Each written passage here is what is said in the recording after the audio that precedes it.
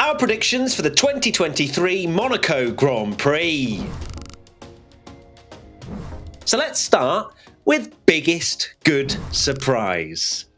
Why don't you go first, Tommy? Let's mix it up. I want to hear what you've got to say. Oh, okay. Well, I won't spoil later, so I haven't actually gone for that for the biggest good surprise. And I'm also hedging my bets a little bit. So I'm going to give someone different, and I'm going to go for Esteban Ocon. Just feel like Esty Bestie is going to have a good race. I think he's quite good at Monaco. And just see him having a good race, Esty Bestie. Absolutely love it. Okay, my biggest good surprise is Fernando Alonso. Yes, this man You better get could this not right. have dropped enough hints that Monaco is the place where Aston Martin could potentially win. This guy just constantly just dropping little nuggets of information, little hints here and there. What does he know? What does he know about the Monaco Grand Prix? He tweeted the date of the Monaco Grand Prix, didn't he, as well? Like, I don't know if this man is trying to jinx himself here because he is going to unleash an Aston Martin rocket ship and it needs to be toned back a bit with the jinxing pass. And I'm not sure, but I have to go with him. I have to trust the oracle that is Fernando Alonso these days. And he is my biggest good surprise. He also, the date of the Monaco Grand Prix, 28.5. 28 plus 5 is 33. And that's what Alonso's going for, his 33rd victory. And there's this whole meme, or Verstappen wins by 33 seconds, and it's his odd number, yeah. Okay, so that's our biggest good surprises out the way. Okay, we now move to biggest flop. I don't want to say this. I don't want to say this. Don't. Charles Leclerc. Oh. What am I doing? But look, listen. The biggest flop didn't happen last time out for Fernando Alonso. I think the curse has been lifted. I feel as though the opposite will happen now with my biggest flops. We know the Monaco curse with Charles Leclerc. So I feel, right, okay, let me go through this train of thought right now. My biggest flop curse, if it is still alive, will then go against the Monaco curse and they will collide and Charles Leclerc will win by 3 laps. But we just did an interview with him, like a video, so the curse goes the other way again. There's a lot of curses going on here. The biggest flop curse. What will happen? I don't know. I'm not trying to give any kind of bad luck to Charles Leclerc here. I am just trying to help him, okay? But I don't know if this is going to be good or bad. That's made this podcast very interesting. My biggest flop, I have gone for Lewis Hamilton. And the reason I've gone for Lewis Hamilton is because this may sound insane because he's won there 3 times. You're going to say he's washed at Monaco, aren't you? I just don't think it's his best track. I think it's a bit of a bogey circuit for him. If you actually look at how many years Hamilton's had a championship winning car or a race winning car, he's won 3 races. 2 of them you'd argue quite a lot of fortune. George beat him last year as well. So just don't think Monaco is Hamilton's best track. Okay, interesting. Let's see how Team LH digests that one. As we now move to pole position. Fernando Alonso. Pole position. We're going to be there. We're going to enjoy it. We're going to soak it up. Tommy's going to get the Jaeger bombs in straight after that. And I cannot wait to see lit Tommy after a Fernando Alonso pole position. It would be incredible. I have gone for Charles Leclerc for pole position. What are we doing here? I know. What are we doing here? What is happening? It's always gone so well when we don't predict Red Bull to get pole. But look, I just see this being like it is bin or pole for Leclerc, as we've seen in the past. But if he can do it Baku, he can do it here. It is his best track. He's just also prone to a mistake because he pushes the limits very hard.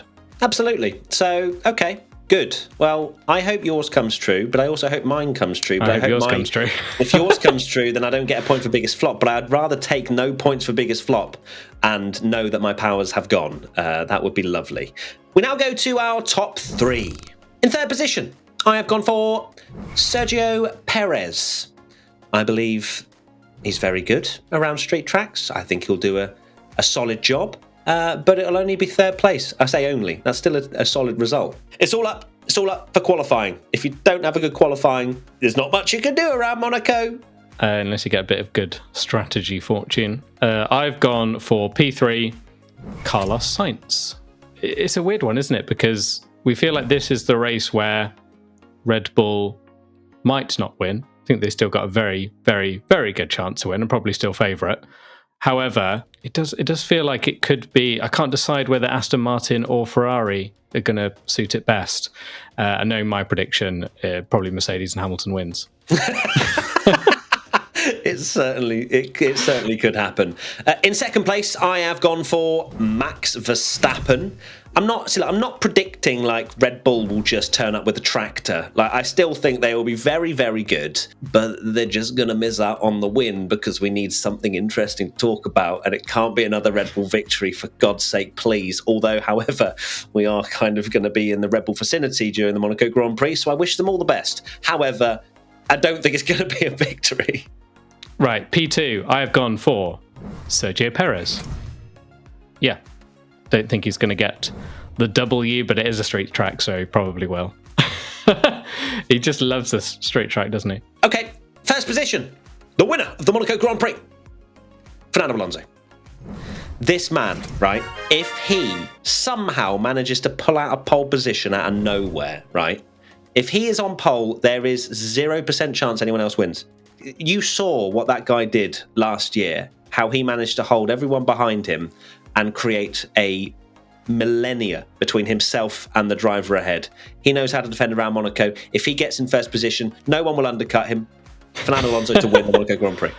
I could see him doing that, like Verstappen overcutting, and he's like, oh, cheeky, pop it over the chicane out of the tunnel. I just ran wide, sorry. Give me a penalty at the end or something when I've pulled 5 seconds away. P1, I have gone for Charles Leclerc. Right.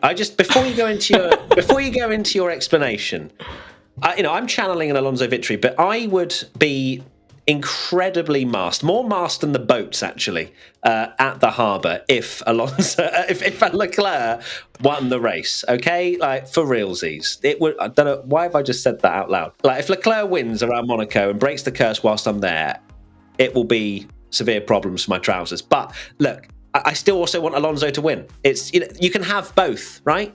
Okay, we now go to one final crazy prediction. Tommy, go for yours. I'm going to go for that Red Bull have a strategy blunder. And this is just the fact that we're there. That one, that we're there, but two, I just see that Monaco's one of those races, isn't it? If you pit at the wrong time, you are screwed. And it can quite easily be at the wrong time when you don't even know it. So this is one race we're going all in on Red Bull having them there. So 1-2 confirmed. And my crazy prediction, it won't rain. Oh, interesting. Now, I'm not going to say throughout the whole weekend because I feel like there might be a little droplet. No, we can't have this. I feel like it won't rain for the race because look, have you seen the forecast? Yeah. It is looking like it's going to be lit with moisture.